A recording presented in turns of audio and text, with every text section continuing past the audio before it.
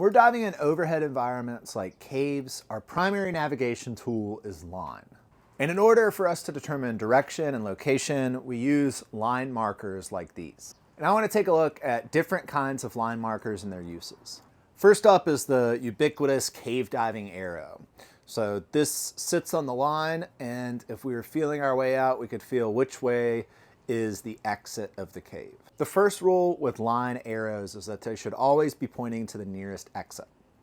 The second rule is that we never trust line arrows unless we verify it. So if we were to see an arrow pointing a direction that we don't know is actually out, because we've never been down that passage, we can't trust that arrow completely. And the third rule is that we don't touch arrows that aren't ours. Arrows explicitly dictate a direction. Cookies, or non-directional markers, don't. Cookies are intended to indicate something to the team that places them down. It could be a distance or even direction if it's placed on a jump or something like a tee. The cookie phrase is when in doubt, cookie out. So we do use these for direction, but they don't imply direction to everyone in the cave like an arrow does. Just like arrows, you never trust another cookie that you see on the line unless it's yours, and you never touch anybody else's line markers on the line. Along with cookies and arrows, we also have rectangles. So this is a reference exit marker or a rim. Now, rims indicate direction, which makes them a directional marker, but they're supposed to be treated as non-directional unless they have your name on them. So it's kind of a combination of both. Rims also have this big blank space, so they could be used for data collection or survey. People who are looking for a faster method of marking the line will either use clothespins or more recently these bread bag clips. And the issue with these is the wood degrades and they fall off, meaning they're not useful as a marker anymore. And these just kind of pop apart, and they also have springs in them that can corrode, and then they won't hold tension anymore and they fall off. There's not a big benefit in my mind with using these over a traditional cookie. It doesn't take that much longer.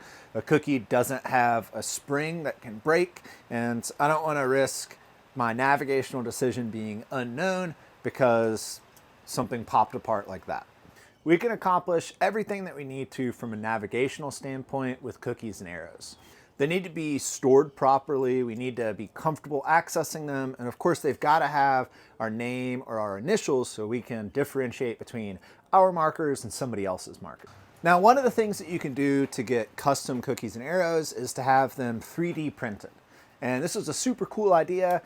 It's awesome to have something custom with your name on it that was printed in whatever colors and pictures you want. But in my experience, a lot of the materials that people use for 3D printing these cookies don't hold up to UV, and they don't hold up to being in the water. And this results in a lot of broken cookies and arrows that not only litter the cave environment, but also don't give you any confidence of the data that you need to know. So while it's a little more boring to get a traditional cookies and arrows like this and put your name on it, they're much more reliable, and the reason that we have them is to help give us data about distance or direction inside the cave, and that's the most important part. So that's some basic info about line markers that are used in cave diving. Hopefully that helps out your understanding, and thank you for watching.